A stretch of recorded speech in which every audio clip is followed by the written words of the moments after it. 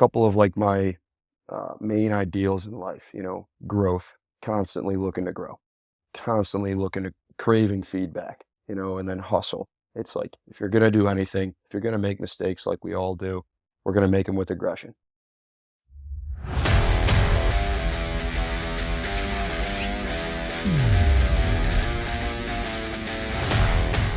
Welcome to Iron Summit, where we cover topics about health, fitness, and general performance through the eyes of former elite Division I wrestlers. And We're live. We're on. We're live. Episode. Game on. We Let's had go. to all have mustaches for this episode. Yep. So we got Pat Brucki on here, two-time All-American from Princeton, also wrestled at Michigan, environmental engineering major. And then Pat, obviously we work together now at Stanford. So yeah, Pat Brucki. Yeah, honored to be here, man. Just a quick intro. I made up some nicknames for you guys. I got One Rep Max Wessel here, and Ryan Genetic Freak, aka Ryan Freakin. Honored to be here, and I absolutely love what this podcast is doing, man. It's educating people. It's truly through the lens of some former, elite Division I athletes, and that's truly the best perspective. So I'm excited to be here. Awesome. I love the nicknames. What's your nickname? The Stash. The Stash. Oh, we could do better than that. Pat, We got to brainstorm. we could do better. I'll be thinking Old Brook, Old Brick, Vanilla Gorilla, Yeah. wherever you want to go. Vanilla Gorilla's good. I like that one. One thing to start out here, Pat, I think, first time I met you, pretty early on, you sent me your like personal leadership doc. Yeah. And I thought that was such a cool thing.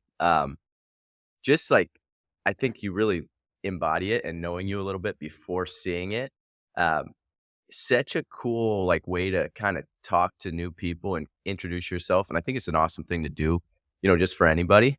But maybe talk a little bit about how that came about, why you send that, and just so people know, like, it's like a short 1-page paper that is very excellently written. Like, you're a great writer, but also just has basically your core beliefs. And I don't know, I couldn't agree more. It made me feel like I wanted to run through a brick wall right after reading it. And how'd you come about like making that and sending that and like actually using that in your life? Yeah, I've never seen it, so I'm excited to hear about what this is. I'd be happy to share it with you. Essentially what it is, it's a personal leadership philosophy. I'm sort of a philosophical guy. I mean, leadership is one of my absolute passions in life. I believe it's a huge part of a man's character and, the influence you leave on people. So essentially it's a 1-page summary that introduces you as a person, your expectations, your goals, really gives a snapshot of who you are, what you're about, and no matter what type of purpose you're applying it to, whether it's for teammates or a work group or coworkers or a job application, it's a snapshot of what you could expect from this person and what you bring to the table, towards that team and that group. So do you hand this out to someone like when you're about to start working with them in any of those scenarios, like when you joined at Stanford or like in school when you're about to start on a group project, something like that? Yeah, exactly. I would say it's totally open-ended. Anytime you want somebody to know what you're about and the kind of compass you want to lead your life with. So I would choose to use it on like a job application. When I first started at Stanford with Ryan and Chris Ayers, I gave it to them and just said, hey, this is who I am. This is what you guys can expect of me. Very feedback oriented. College admissions as well. I did something similar when I was applying to schools, and I think that's something that separates yourself a little bit from the rest of the playing field. You're not just an applicant. You also bring together something that, people don't always include. So I think it's really open-ended. It's, in my opinion, just a good practice for people to have. Put your thoughts and your character on paper and kind of use that as your own guide too. And just that thought process of writing it yourself gets you thinking about what kind of person do I want to be and what do I want to bring to the table. And then it's also a type of standard that you can hold yourself to. That's awesome. I love it. Yeah, Um, we gotta get I you to read it, Max. It's sweet. It's like I was like, "Dude, this is crazy." Yeah. Well, maybe for our listeners, it's a good way. We opened up with your wrestling accomplishments, which obviously speak for themselves, so our listeners can understand a little more about you. What's the outline? Can you give us the outline of your personal leadership doc for Yeah. yourself? So essentially, I define leadership, in my opinion. I don't have it up. I would have to read it to you, but essentially, I define leadership to me. To me, it's something along the lines of, being an influential person and gaining the respect of others such that they want to follow you. They want to emulate you. They'll go anywhere with you. That to me is the highest form of respect and admiration. That's leading people, getting the respect of others and um, getting them to want to follow you through fire. And then I just go through a couple of like my main ideals in life, growth, constantly looking to grow, constantly looking to craving feedback, and then hustle. It's like, if you're going to do anything, if you're going to make mistakes like we all do, we're going to make them with aggression. We're going to make them moving forward. We're going to plant our foot and move forward, whatever the mistake is. Nobody's perfect. Um, and then loyalty, commitment, kind of things like that really become a glue of your life.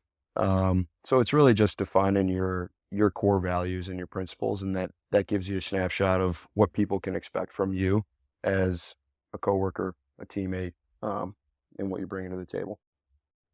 Yeah, and Pat, you had a lot of, like it seems like an interesting I don't know how that was developed on you. I don't know if you have any insights into that growing up and stuff, but, I mean, you had a lot of options. You were, like, an awesome football player as well. And then I think the thing that I think of that defines you a lot, not defines you, but like a good summary of you is your tattoo that's work harder, not smarter. Um, and how you told me, you chose Princeton because you're like, listen, this is the toughest route I can go. I'm gonna wrestle here. I'm gonna get a great education, and I want to lean into the hard stuff. What went on that decision making process and like growing up? What instilled that in you? Because I think that's very different than society typically looks at. Everyone's looking for the easy path. You're like, oh, it's harder. Let me go that way. You're fighting me at the airport to carry an extra bag because you're like, nah, I want to carry that heavy stuff. So like, what put that in you? I don't know, man. I think we all kind of have a little bit of that. It's kind of the cloth we're cut from. Um, it's weird. Like, some people just choose to find the efficient ways, and there's nothing wrong with that. There's a reason that we do that in society. It makes life easier and makes us more efficient. But I just take absolute pride in. I'm not. I mean, I'm not gonna do the cute like shave the corner tight. I'm gonna go the long way. I'm gonna take the stairs. I never take an escalator if I can avoid it. I Elevators, love it. not gonna happen. It's like, you know, get all the groceries in one trip. It's simple things like that, but then you extrapolate it to the rest of your life. Um, Was your dad like that? Was your brother like that? Or you just like, like you're just born that way? I don't know, man. I really don't. My dad is actually a total work smarter, not harder guy, and that's That's probably why I went to the other extreme because I was like, no, screw that, man.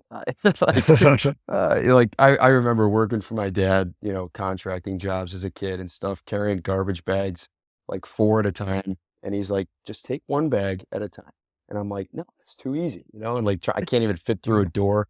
And he's like, "What are you doing?" And I'm like, "I want the hard work." Yeah, it's stupid, but it's gotten me good things, and it also has its, I'm an idiot, a little bit of a masochist, dou double-edged sword, right?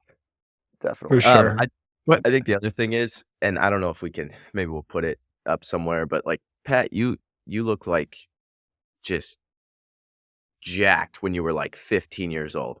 So like obviously you've been weightlifting for a long time. Obviously we like talking about weightlifting. And I think Max's question here is like what like when do you start being a meathead and what qualifies you to be a meathead with that stuff? Because you've been jacked your whole life. Um, obviously you love it. I see you, getting after it every day. Did that start, when you were younger, and how has that changed over the course of your, wrestling career and life? I'd say my dad had a big influence on that. My dad was a sort of like an amateur bodybuilder back in the day, not a big meathead by any chance, but he got us into, lifting heavy stuff, me and my brother especially at a pretty young age. And I have a brother that's 4 years older than me, so I was always the underdog, the shrimp. So you gotta work hard to defend your own there, and otherwise Yeah. you're gonna get your ass kicked by the older kids in the block. So I was hanging around with older guys and even from a young age. But I think that's a interesting point too that I was, gonna try and bring up to you guys too, is like the nature versus nurture side of things. Because I've got a brother that I'm, 99.9% genetically identical with, but we've had two completely different personalities, lifestyles. He's very he's a basketball, he's a cardio, does like hip hop rap on his own time. I'm not that. I'm like structured. I'd like to one dimensional lift something over and over and over again. And we've got two completely different bodies too. Like I probably carry 15 to 20 pounds of lean mass more than him on any given day. So I think it's kind of an interesting thing there. But we started the same sort of behaviors at a young age. Yeah, pretty young. Well, you said you're growth oriented, also growth from the muscle mass perspective. It's important to, well, that's one of the really cool things, jokes aside, about lifting weights that I love is how structured it is. And like you get to reap your own rewards. Like what you put into it is what you get out of it. 100%. Absolutely agree. Um, but to get to your nature versus nurture question, that is a really good one. I think about it all the time. I have a brother. My brother's pretty slapped together too, but we both enjoy doing the, kind of the same things. So I'm curious, does your brother lift weights or is it just not really his deal? He does. I just think we had two totally different approaches to it. His was more, he'll lift only as much as he has to. I was lifting to get big. I was lifting to get big and strong and catch up to those guys. So, and you can see it, and he would tell you the same thing. Um, but it's just interesting, like how far do the genetics go Mm. when they meet behavior? It only takes you Right. so far. Well, have you heard like, and this is a newer thing, is the epigenetics. So it's like you have your genetics you're born with, but then the epigenetics is like essentially how do the things you do, especially at a younger age, express themselves in your genetics. And epigenetics might be like you have some part of your DNA that's really not been expressed before. Like maybe your family never really lifted weights, and then you start lifting weights at a young age, and you can express certain parts of your genetics more than other parts of your genetics. Or if you don't train and you eat bad food when you're going to express those sides of your genetics. So I think there's a piece of that is like this epigenetic. And if you started at a young age to chase your older brother, you probably brought out that side of your genetics. You still have to have like the underlying code that available to you. Like, you got to have the genetics you're born with. Then you can express certain parts of it, which I think gets into is a whole nother wormhole. But like how important it is to live healthy from a young age and do hard stuff from a young age. I think like one of the reasons you see a lot of wrestlers who are pretty built get into strength sports after wrestling is because like wrestling expresses that side of epigenetics from a young age. You're not going to see a lot of kids like squatting at 5 years old. But wrestling's pretty strength oriented. So it'll start bringing that out and make it possible when you do start touching the weights for it to be really effective. I also think there's like, and this is kind of bro sciencey, but like your body's like good at getting back to equilibrium. So if you stay in equilibrium of like being fit and in shape for a long time, it's easier for your body to go back there. And just like, you see somebody lose 100 pounds and then they yo-yo back up because their body's used to being bigger, So I think if you lose 100 pounds and you sit 20 years, 100 pounds down, it's gonna be a lot easier to maintain that weight. But that first like 5 years, you're probably fighting like crazy because your body wants to go back to what it's used to. And I don't know scientifically if there's something to back that up, but it's just like your body gets used to a certain like way. And so I think if you spend, the first 25, 30 years of your life in like peak shape, I think it's a lot easier the next 25, 30 years of your life to stay in good physical shape. Yeah. I absolutely love 100%. this, man. Absolutely love this. Yeah. I got so It many follow-up starts questions. yeah.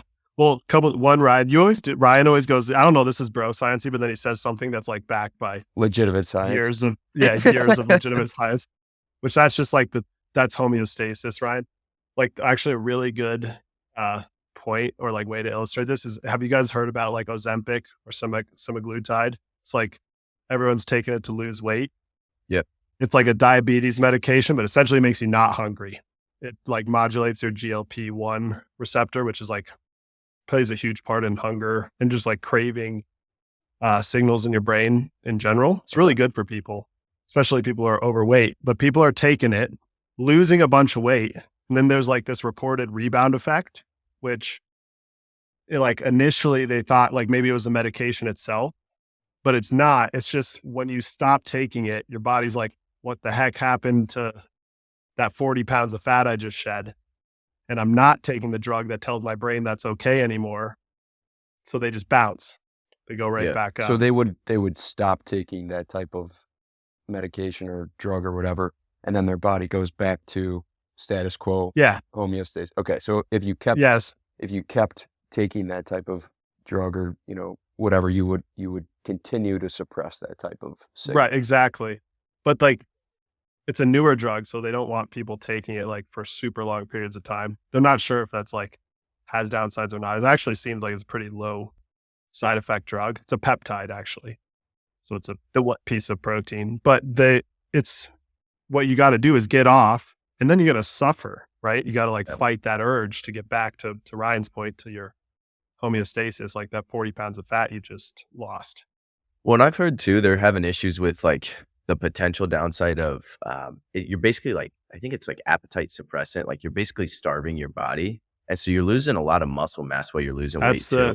you So have to it's be like, mindful. Like most people, when they do like meatheads, they would take this and then make sure they're getting enough protein, right? Like track that kind of stuff, make sure you're still lifting. But the problem is like you put a diabetic who's never stepped in a weight room in their life and doesn't know like what a macro is, they just stop eating. Yeah. So then they lose a ton of like muscle mass, and that's not healthy, but it's not the drug. It's more the lack of appetite and knowledge.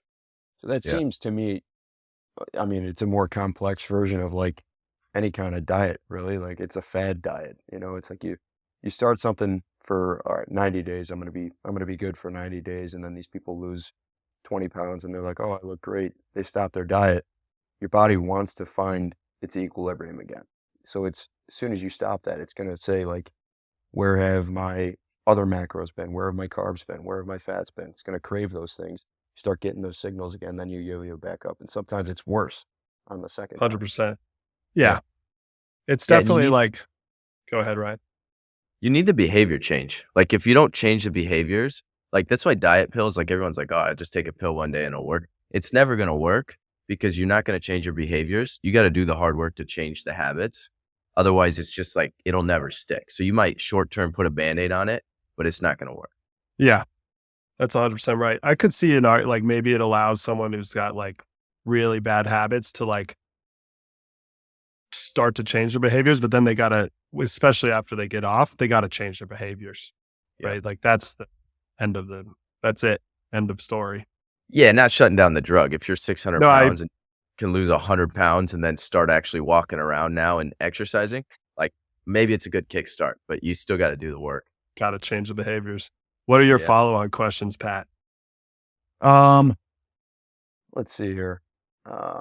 Okay, so Ryan, I've heard you talk a lot about, and we've discussed this a lot, like in the office, just small talk about um, staying consistent for that long period of time. Like you build in the habit for 25 or 30 years, your body gets comfortable being an elite performer for 25 or 30 years, and then the remainder of that time or your life, whether it's, you stay fit till you're 50 or 70 or whatnot.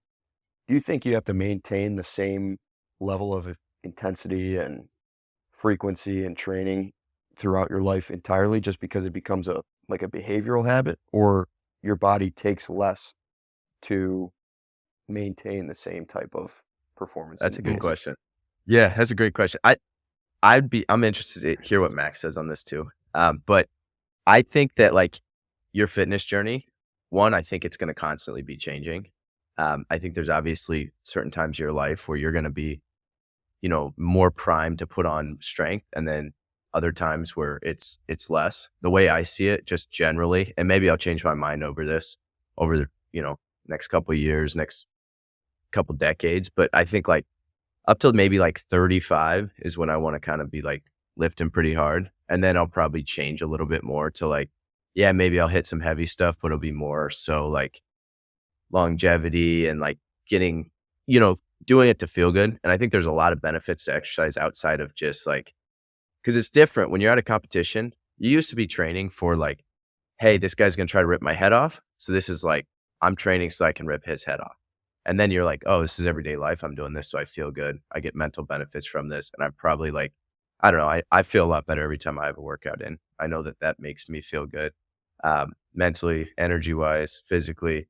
Um, so I think your intensity is probably definitely going to have to change. You can't be 60, banging out airdyne sprints, 300-pound bench press, 500-pound squat. Like that's probably not going to happen. That being said, like there's probably some people that do it.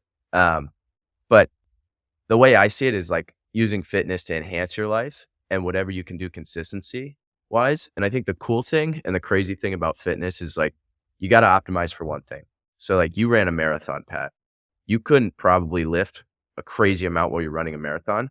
That was a cool part of your fitness journey where you were doing maybe more running, more cardio, but that's also like the exact opposite signal. Your body's telling yourself to pare down muscle than to build muscle, right?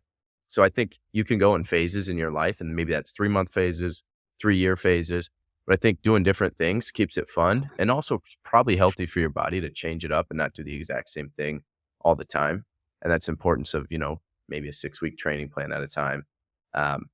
Yeah, not to get too deep in the weeds there, but yeah. Yeah, I think Ryan's exactly right. I love your question though, Pat. And, Ryan hit it on the head. I think you have to change your intensity of training as you get older just because of what you can do. But to your question of like, does it get easier? My answer would be yes. Like, let's say maintaining a certain amount of muscle mass, like let's use that example. The longer you've maintained that level of muscle mass and more comfortable your body is going to be maintaining that level of muscle mass, probably the less effort you have to put in. I can speak to that from my own personal experience, but I think that's also what science would say, or bro science, as Ryan would say. But there's multiple facets to that, Pat. I think like the younger you start, the easier it is when you're older. That goes to the epigenetic portion. And then there's also, you go even further back, there's just your plain old DNA. Like some people are going to have the ability to be elite athletes and some people aren't, just based on cards they were dealt.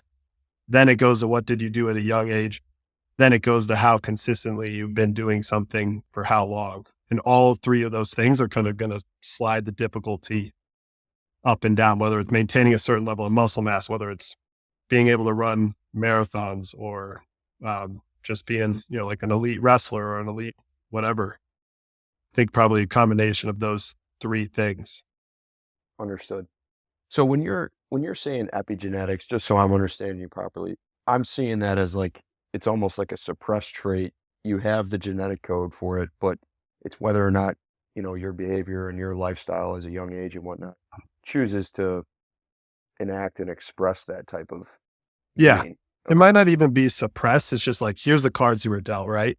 What you do, especially when you're young, chooses like basically what signals or what parts of your genetics are going to express themselves. So Okay. if you sit on the couch and you play violin, nothing against that, but you start lifting when you're 20, you're going to have a harder time adding new muscle tissue than someone who was wrestling from the time they were, doing combat sports, putting forces on their body from the time they were 4 or 5 years old.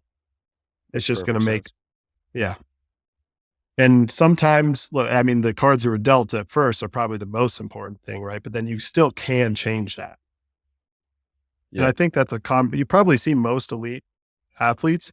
Doesn't mean they have to have been wrestling since they were 4 or whatever their sport, but they've been doing something physical from a young age. Absolutely. I also think something that plays in here too a little bit, Pat, is like your body type. It's like what is it? Endomorph, ectomorph, like Mesomorph.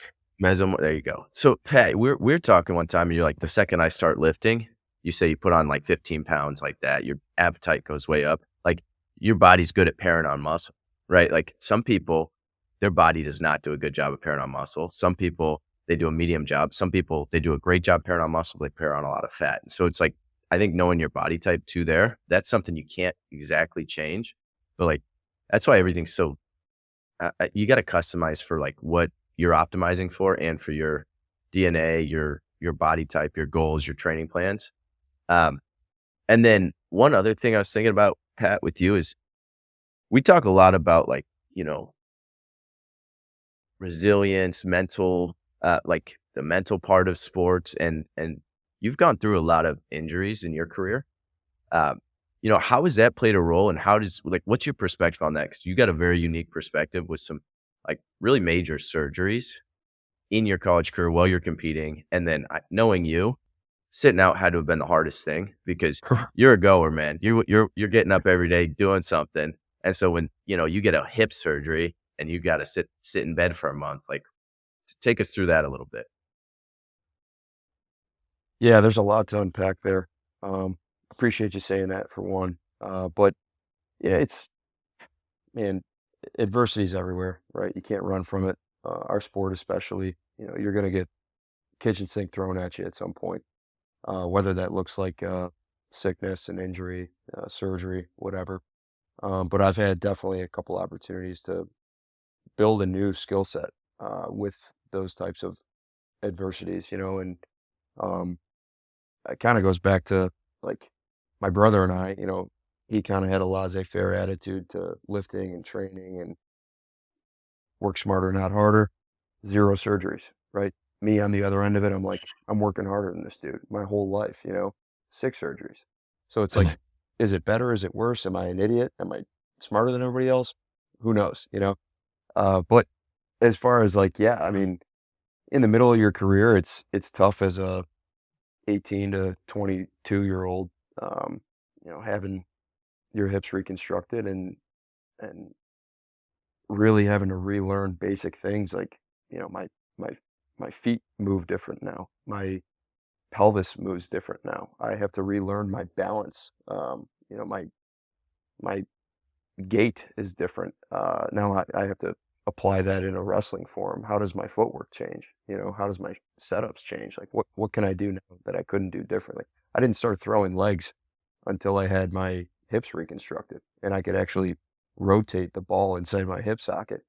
That's crazy. That's a weird thing, but like I always struggled with leg defense on bottom because I couldn't physically sit a guy just because my hip flexors were tight. And then as soon as a guy would extend me into like an external rotation, I had nothing. So in a lot of ways that enhanced my wrestling ability and my overall quality of life for sure. But it's really difficult, man. I didn't walk for 4 months after having the bilateral operations there. And you got to just take it small things at a time, like daily battles, small improvements here and there. And I wasn't supposed to be able to come back from that after the types of damage that they were seeing inside my joints. But um, again, I just, somebody told me I couldn't do it. And I said, screw you, I'm doing it. So gave it my best. Yeah, I think your mental attitude about that stuff is insane in the sense of like in a good way of like you're like doesn't matter, I'll figure it out. But I also like to think like there was probably some tough days in there, and I don't know if you had any tricks or things that you did to kind of refocus back on your goal because this isn't like, hey, you're sitting out for a couple of days on this injury. This is like, hey man, you can't even walk for 4 months. What like just knowing you, I know you were going crazy. What Yeah. like what were you reading books? Were you watching, technique? What are you doing to like kind of scratch that itch of you feel like because the other thing as a competitor, when you're hurt, you feel like you're like way behind, right? Mhm. Because you feel like these other guys are all training and you're sitting in bed, but you have to do that, and that's the best thing to do. And so it's like managing your emotions at that point. Uh, yeah. I can only speak from like my own personal experience. It obviously varies for everybody, but where I was at, I've had nerve issues and two shoulder surgeries, a hand surgery. I've had ankle issues, knee issues, both UCLs in my elbows, both my hips reconstructed. Like I've had a long list, and it's different every time, but the biggest one was coming back from those hips, and it's like it was a quality of life issue. You know, I couldn't be the best athlete I wanted to be because I couldn't do daily tasks like put on socks, sleep, you know, get out of bed. Like those are things that um, really impact life, not only performance at a high level, strapping up and going wrestle in Iowa when you can't even put your own socks on. You know what I mean? Yeah. So when you're recovering from something like that, in my opinion, when you can't do the things you're trained to perform to do, you got to invest in yourself. So I was getting really in the weeds on puzzles, self-help, reading books, learning philosophy, um, trying to gain edges anywhere else I could and really improve myself as a whole, as a being, so that when I could get back to those baby steps of performing and relearning those physical skills and attributes that I need to perform, I can be a better person and apply them at a higher level because I'm a little bit more well-read in things that I didn't have time for beforehand.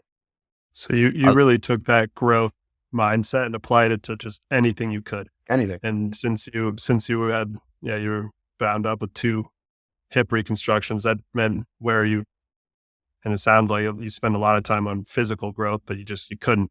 So I'm sure you did apply it to your rehab and that but really you spent it where you could, put that energy where you could. Yeah, and it's different for everybody. I mean, I'm really not a special case. Like everybody has, it's relative to each human being, and there's adversity everywhere. For some people, it could be school. For some people, it could be family or, you know, their environment, whatever it is. I think you can always control the things you can control.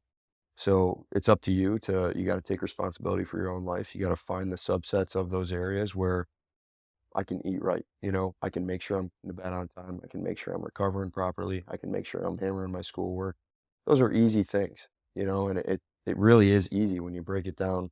Uh, you got a big problem, put it into bite-sized chunks. Um, and I don't think I had a perfect system. I don't think anybody does. But the important part is if you're giving it your all and giving your best effort in as many areas as possible, when you zoom out and you look at the long-term recovery, you're probably going to make some progress.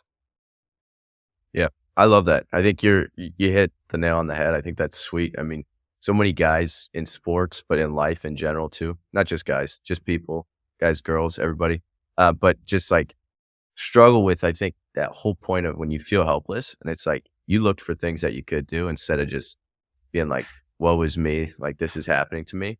And I think that's huge, especially when it's like you could always do something. Even when you're, sitting in bed for 4 months, I mean, you got your degree from Princeton, right? Like you're working on yourself, you're improving other areas of your life. That's awesome. And then I think another thing that was a huge, I don't know, milestone is you got to see kind of a unique experience where, you go to Princeton, you don't redshirt there because there's no redshirting in the Ivy Leagues. You still have another year of eligibility with these surgeries, and you transfer to Michigan. And so you got to see a culture change in two different programs. You got to be at two high level programs. Um, Take us through that. Like what differences did you see on those teams? What was like the same? Was that tough? Was it like leaning into, as an older guy into a new team?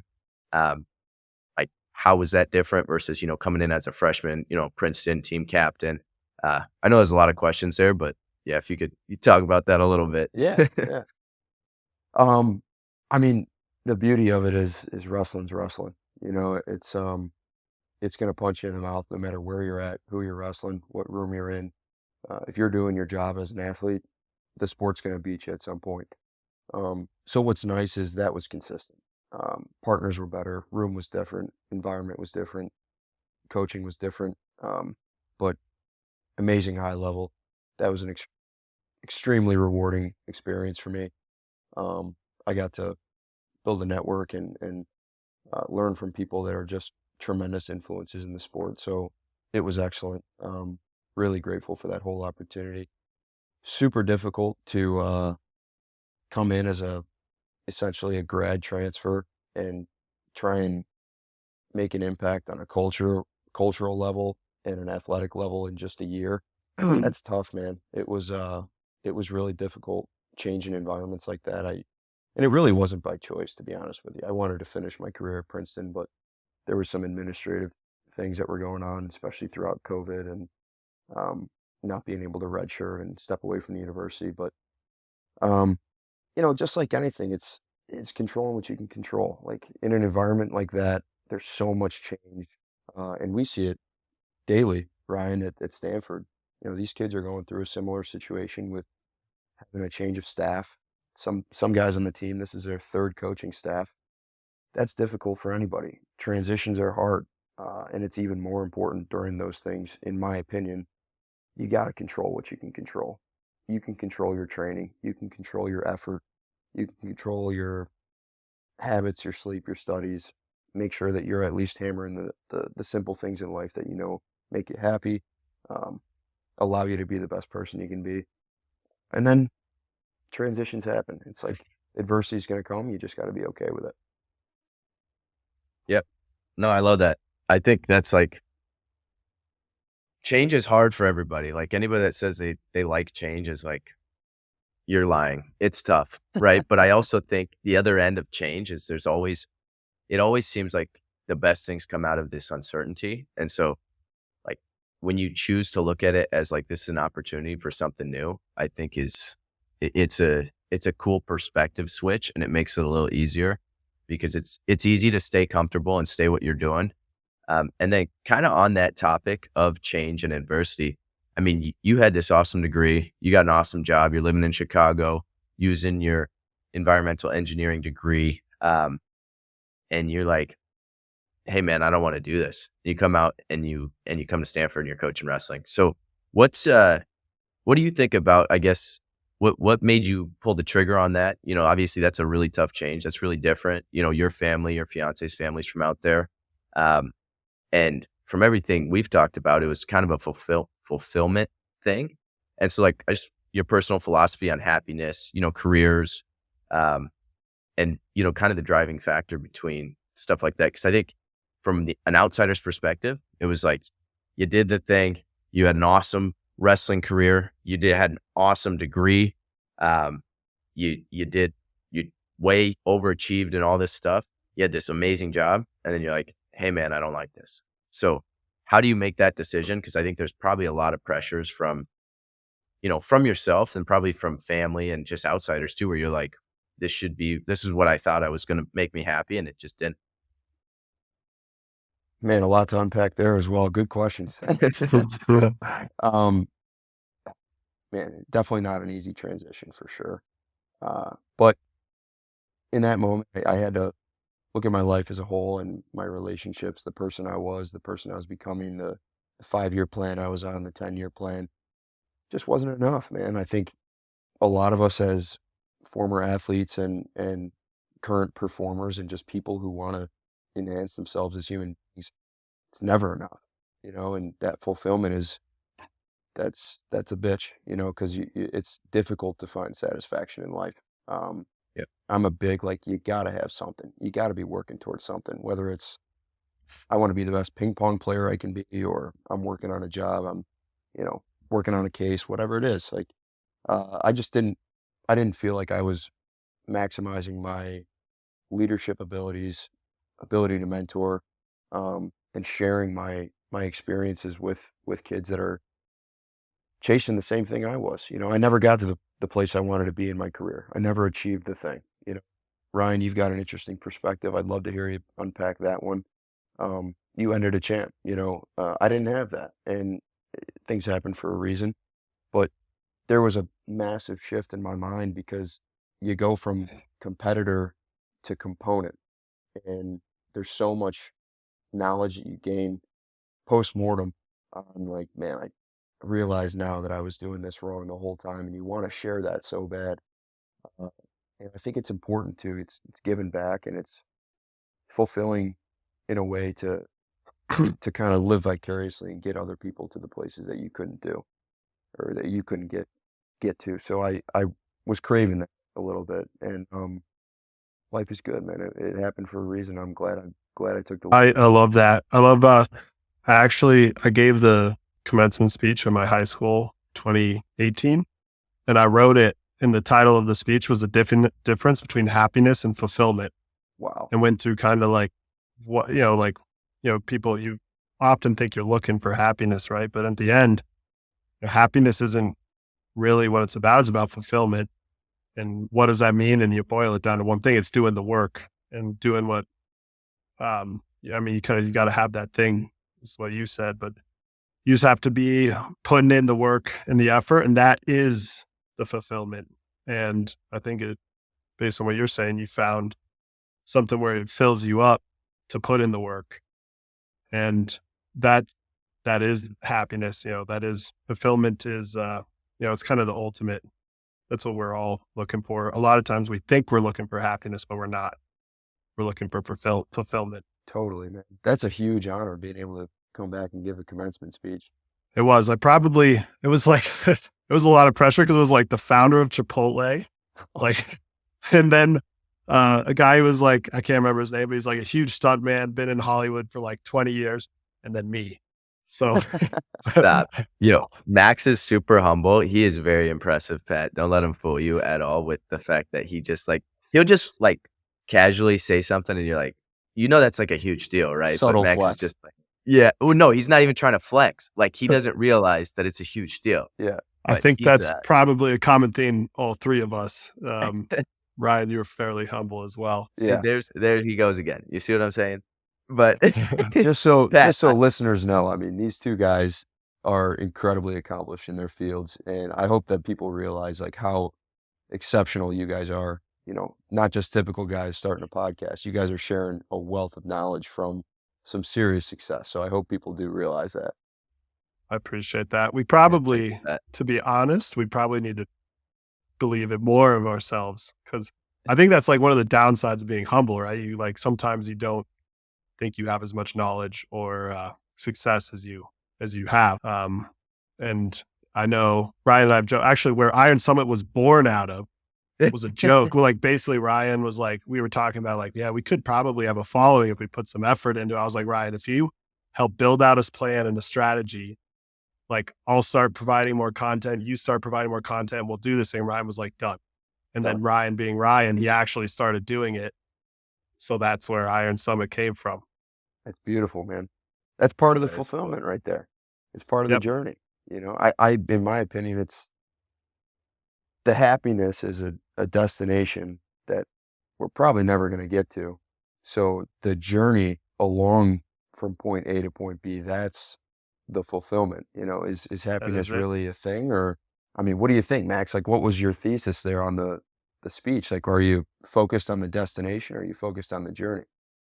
You're focused on the journey. Happiness is a byproduct of being on the journey, but it's fleeting and it's momentary. Fulfillment is something that, you work for, and it's a constant pursuit. It is the journey itself. And I think, man, we could go really philosophical on this, Love but it. the human condition itself is like, and you talk about people taking shortcuts, and the human condition itself is people looking for happiness, right? When what they really should be looking for is fulfillment, which really means doing the work and just constantly doing the work, whatever that means for you. Mhm. Like fulfillment, purpose. I think that like I took a class in college that was talking about this too. And it was like life happiness or something. And which again, maybe not a great word, because I think happiness is more of like your emotional state, where emotions change every time. You get a ticket walking out of work and you're pissed off, or you're somebody. I don't know. You're happy or sad all the time. But I think like when I think about that, my like personal philosophy is like it needs to be big enough that you'll never achieve it and that you can never finish it at the end of your life. And I think like leaving this place a better place than I found it, it's broad enough that you could add that's like my personal philosophy. Like leave this world better than you found it.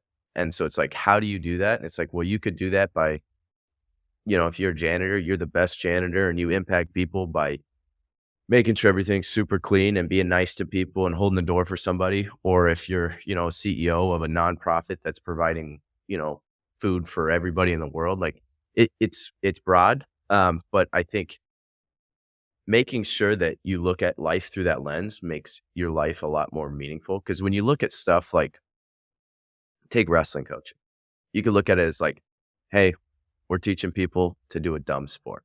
It's a sport, you know? And then if you could look at it as like, hey, we're developing future leaders that are going to go on to do great things for this world. Like that's like so much more fulfilling than like, hey, I taught this guy how to shoot a single leg. And so he took a guy down at this thing that doesn't matter 5 years from now, you know? And so I think that that's like, you can have that perspective on anything you do in life and figuring out what your purpose is and then kind of leaning into that when stuff gets tough makes it a lot easier to like wake up in the morning and be like, I'm ready to go. Yep. I do think, and then it's a funny catch-22 because the more, especially from an athlete's perspective, the more you become bought into the process of the journey and doing the work, the less pressure you have on outcomes and, like achievements. And the funny part is the more you buy into the journey and the process, usually the more outcomes and achievements Yeah. you end up getting. Exactly. So 100%. yeah, that was probably the thing more than any nutrition, or Ryan and I have talked about this past, more than any training aspect or wrestling technique thing that I did in my career was changing my outlook on becoming outcome oriented to process oriented. And like you said, Pat, taking it day by day. My goal, I didn't have the same wrestling prowess probably as either of you, but my goal went from being, I want to be an All-American to I just want to do everything I can to the best of my ability. And I ended up becoming an All-American. I think Yeah. the funny thing about wrestling too is how negative wrestling is. Like everybody has such a bad perspective on it because unless you win every single tournament, you're never going to have like, you'd be like, oh, I like that. I did a good job. It's like you could always have done better and you know that you could have done better. And there's a lot of factors that happen. And like, dude, I remember looking at my career right after COVID. I lose in the semifinals. I think I'm going to win it. I'm ranked number one. And I'm like, I was so upset and just like done with wrestling for a little bit. And I thought about it. I'm like, I lost one match in the last 2 years and I like feel like a complete failure. And it's like, we put so much pressure on like an outcome that it takes away from the enjoyment of that. And like, if we can, and it's all about March, like not, this is kind of just specifically wrestling, right? But like, you could have an awesome year and do awesome things. And then you like lose in the blood round. And it's like, that year was a failure, you know? Well, yeah, I think about this a lot because the kid I wrestled in the blood round my senior year, we were both fifth year. This was before COVID, but both last year seniors. He was 3-time round of 12. I beat him last 30 seconds of the match. He's an amazing wrestler, right? I'm an All-American in my career, and he never was because of one like 30-second piece of one match at one point in the year. He beat me twice before. That was my only win against him. Yet I'm the All-American and he's not. Like pretty nuts. It's it shows you how, and it shows you how wrestling maybe, it's how we judge. Like it's a litmus test for a good wrestler, but maybe it's not the most fair. Completely agree. Yeah. And I was actually in a similar situation, Max. Like I put so much emphasis on the outcomes, just being a kid caught up in the chase, and you hear, oh, this guy's a multiple time All-American, whatever. That is the dream, that is the goal, that it becomes everything, and you lose sight of the day to day. You lose sight of the journey, lose sight of the lifestyle that you're living. And as a result of that, my worst tournament of the year was NCAAs every year. Just I told Ryan this, like I had to train at a 13 to perform at a 7. Like, and then looking back on it now, it's like, that's just who I was. Like, I didn't figure out that type of perspective shift until it was too late. But at this point in your life, you can share that with others, and you can, hopefully that hopefully others pick that up in ways that you didn't, at a time in their life when it's still impactful. Um, but that journey really is 99.5% of who you are in relation to the 0.05 or 0.5% of that one performance when you think about it. Yeah. I'd be curious, Ryan, because Ryan, you did stand on top of the podium. So you have that perspective. But a lot of times, and I've heard like, Olympic medalists talk about this, when you do hit that achievement, there's oftentimes like a period of like depression afterwards, which you think is like kind of backwards. Um, Maybe it didn't happen for you, Ryan, because you had the right mindset going into it.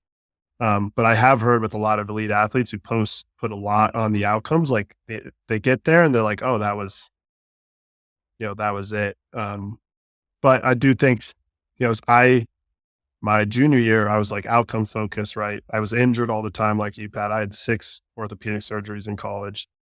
I was ready to quit the sport and walk away, became process and outcome oriented, and then ended up becoming an All-American. And it was like, I didn't have that necessarily that feeling because I'd become so journey and process oriented that it was kind of like a byproduct of it all. It was more about the whole journey.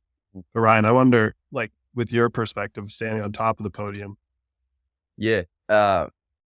Dude, it was weird. Like, right when I got done, obviously you're like pumped. And one of my teammates just looked at me and he was like, yo, was it worth it? And I'm like, what? He's like, was all like all the work worth it?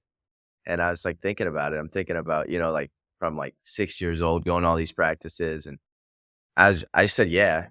And then I thought about it and I'm like, would I do that again? You know? And I was like, dude, I don't even think about the stacks of years of like driving to tournaments, going to practice, going to the gym. I was like, I had a great time. It was fun. I enjoyed the journey of it, and it was an awesome thing. And so I definitely think that that was like, I felt awesome at nationals because I felt like my heart was full going in because I felt like That's my it. whole family was there. I had an awesome like last year because COVID year, the year before was so draining. Like I almost didn't come back for that last year. And then like the last year of my career, it was like an awesome year where with teammates, last year of college, felt like everything was good. My whole family was there, you know, my fiance was there. It was awesome. And so I was like, it didn't matter what happened. I felt good. And then I think afterwards, there's definitely probably like a 2-week period where you're kind of like, now what? Like, cool. And it was maybe you feel a little not down, but like you're like, wow, I just spent a lot of time chasing that. Um, but I think I was so busy in life too with just trying to figure out what my next steps were that I didn't really have time to like really process and mill it over too much. But I think I just had good people around me where it's like, I just got to spend some time with family and friends. But it is a weird thing because you put this thing on a pedestal and no matter how much you try not to, it's still a little bit on that pedestal. Oh yeah. Um, so I think getting reality checked a little bit is always good. Yeah. Well, it sounds like you had the right mindset. The heart was full going in. You were journey and process oriented. Which yeah, it's a huge piece of it. That's huge, man. And you people don't realize like being a 4-time All-American, Ryan, you were like this close so many times, and then you finally do it. So you already experienced that emotion of being so close and knowing what that process looks like and knowing that you're at that level. There are some people on the flip side of that you've got 14 seeds that end up having a great tournament and then all of a sudden they win the damn thing. And then they're Yeah. like, wow, I kind of didn't even train that hard and I still won it. Like this is easy. What do I even do now? So there's the flip side of that. Like guys that just peak at the right time and they kind of Yeah. downplay it because they're like, it really wasn't that hard. So Yeah. I think that's part of it too, is you probably felt so fulfilled because you were fulfilled going in and you already had the mentality figured out on the front end. Whereas some people, they are just focused on the outcome, they gear up for it. They don't necessarily have that journey figured out and they just peak at the right time and they have a different perspective on it. I think that's Yeah. so true. And it was something funny, like after the COVID year, I was like, kind of like, what's going on? And Joe Rao said something to me that I like, it kind of stuck with me. He's like, hey man, this is just awesome. This is a great part of your story. It's every good story has a setback. And I'm like, I thought about that. I'm like, yeah, I could do this. It was just a setback. Like this is a great story to tell later to my kids, when they're struggling with something. And also, man, I'm a slow learner. It took me every single match of my career to get my goal, right? Like Yeah. I ran it out to the last match, right? So it's like, you can do all the hard work, and what makes wrestling freaking awesome is you don't get anything, even if you deserve to get it. You could do everything right and lose the freaking match, Amen but to that. you're not Yep. gonna Story of have my the life. opportunity. Yeah, Yeah. dude, it's That's it's the way it is. but you're So never gonna give yourself a chance if you don't do the hard work. So it's like, you know what? You gotta enjoy the work, and you gotta be willing to have that, like, "Hey, if I fail, I fail, but I'm burning the ships. I'm getting this done. I'm gonna do everything in my power," and then the chips fall where they will. two follow-ups. One, so it's interesting because we've never talked about this, Ryan, but you sound you were ready to walk away from wrestling for your senior Yeah, year. yeah, I was all same thing. I almost quit. This close. I was like, screw it. I'm tired of being injured. I don't need to do this for another year, which I think gives you a lot of freedom, actually. Like being really, it's like kind of like, it felt like almost like a weight was lifted off my chest. Like, oh my, I can actually do this because I can walk away from it. That's one thing. And then following up on that point is, did you, as you were going into that senior year, like, did it feel like a weight was lifted off your chest? And did it like change how you trained at all? Or did you just kind of yeah. do the same thing? Yeah, I think there was a weight lifted off, but there was definitely, like, right after season, I remember there being like a good, like, probably 2 weeks of practice in, like, May maybe, where I was just kinda like, "What's the point of this?" Like, when you're not locked in Right. on wrestling and you're in the middle of positions, I'm getting scored on by guys that have never scored on me in the wrestling room since I'd been there, and I'm like, but when I'm thinking about it as, like, there's no point in this, it was, like, such a bad attitude, and I had to, like, re-engage and re-lock in, and once I did that and I was like, "You know what? Don't care what's happening, don't need to think about past the season, I'm gonna be where my feet are, live in this moment, enjoy this, let me finish college the right way." Then it was like, "Okay, let's get back on this goal, refocus." And I think that's, like, a very similar thing to, like, we're talking about earlier with Pat and then Max, you as well. Like, when you get hurt, there's, like there's always this time where you're kinda disengaged and you gotta figure out how to reengage yourself because nobody's motivated all the time. And I don't know, I'd never felt like, call it burnout, but I don't know what the right word is for it, like that before then. Um, and it was weird. And then once I just decided one day, I was like, screw that. I'm gonna be the guy that I wanna be, and I'm gonna figure this out. And whatever happens, happens. And I think that came a lot from I had some awesome coaches. And I think that's part of the reason I enjoy coaching a lot. It's like I had these people to lean on. And Pat, I'd love to hear your perspective on if you feel this way. But I feel like as a coach, like 90% of what we can do to help the kids, obviously technique, but like it's the mental side. People Oh, yeah. screw up mentally. Guys are so talented and Yeah. underperform because of the mental stuff. Yeah.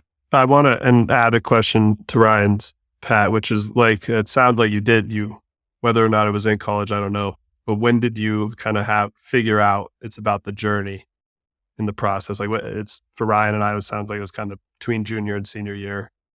When did that click for you? And then also Ryan's question on, how do you pass that on to athletes you're coaching now?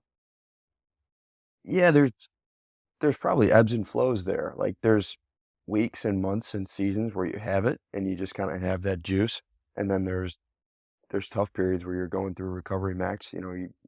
We've had surgeries. You're having a surgery where you're mentally not the same guy. It's hard to see that. Hard to see the light. At the end of the tunnel when it's closing in on you. So I think it's a constant. Like we talk about this all the time with our guys. You got to make the conscious decision right now to check back in. Like check in, refocus, find your center. What does that look like for you? It looks different for you than it does for me. For you, it might be I just got to tie my shoes, and that's a key for me, or whatever. I got to go for a run in the woods. Like if that's your find center, I'm checking back in right now. But I think the important part is you have to make that conscious effort to just make a decision. Make the decision to check back in and refocus, get yourself back on track, refocus your energy onto the journey. Um, and to answer your follow-up question there, like, I don't think I really figured that out perfectly until I was done, until I lost it. Um, I was a guy that I overtrained, didn't even realize it till I was done. Had I focused a little bit more on journey and enjoying that and fulfilling the journey as opposed to the pressure of the outcome, things might have been different. Maybe they wouldn't been. I don't know. Um, but I did want to ask you guys a little bit about that was the overtraining aspect because of that. Like you focus so much on the pressure to perform, the outcome, whether you get it or you don't, kind of dictates your reputation, how people see you and whatnot. But um, Ryan, Yeah. it's amazing that you, like, dude, I think to myself all the time, like, having a guy like that who's achieved the things he's achieved, has the mentality to back it up, lives the right way. Those are the kind of people you want to surround yourself with, man. That's like a positive mimesis all day. Dude, I appreciate it. You've been amazing from the day you stepped in, and I Cheers. think about, like, I just I think about even when I started coaching and how much when you walked in, and I think part of it is you're naturally an awesome leader, but, like, what do you do when you step into something new or you're leaning into hard stuff? You take it I mean, you do a great job of just plugging in right away and not being afraid to lean into something, and I think that takes a lot of courage, a lot of confidence, and I'm sure, like, coming to a new place, you're addressing the team in front of 30 guys. Most people are a little bit more meek. You showed up, you got right to the point. You speak very clearly. You, like, right away, huge impact. And so, not to change gears too much here, but just like I think that your ability to lean into stuff that's maybe scary is really good. And I don't know if you just have like a 1, 2, 3, do it kind of thing. It just comes natural to you. But clearly you're very good at that. Is there anything that you think about when, you're trying something new? You just moved 1,000 miles away across the country. Most people, first time I addressed a team when I, started coaching, I was like, it's kind of nerve wracking. They're just guys, but at the same time, it's like 30 people, and you're supposed to be this new leader, and you don't know a thing about them outside of a couple guys. And I think you walked in with just like confidence. You're like, plug me in. How can I help? You were guns blazing from day one. Yeah, there's a lot of pressure there for sure. Something I kind of think about is like, I mean, it's probably gonna sound bad, but like, I'm not an average person, like I don't want to be I an love average that. person. I'm Yeah, better than those people, so, and if an average person is going to come in and be a little scared, be a little timid, that's normal. I'm scared. I'm timid too. Fear is ubiquitous no matter what, but courage, like you just mentioned, that's going forward in the face of fear because everybody gets fear. It's how you respond to that. That's bravery. That's courage. So like, I think people recognize when it was kind of surprising how that person just came out. They said it. They said exactly what we were thinking. They said it. dude, I recognized it from day one. I'm like, Pat's different, man. He's awesome. Well, Like it, well, we it, all it are. just If you comes. think about it, we're all doing it, and we're all expressing that in our lives right now. Putting this stuff forward, putting this stuff out. I mean, this is huge. This is leadership. And I completely agree with you, Ryan. It's you got to be a little different if you and that's what we want to be. We want to be jacked. We want to be huge. We want to be guys that, Built different. built different Yep. 100%. You can't do the same thing everybody else does and expect to be built different. Yep. And gotta surround it's hard because it's not not everyone is that way, to your point, Pat, but you gotta surround yourself with people who also want to be built different. Look for the hard thing, be in the journey, do the work. It's that's it. SEAL Team 6, man. Yeah. Dude, SEAL Team 6, mic drop. I love it. Any last thoughts before we kind of wrap this up?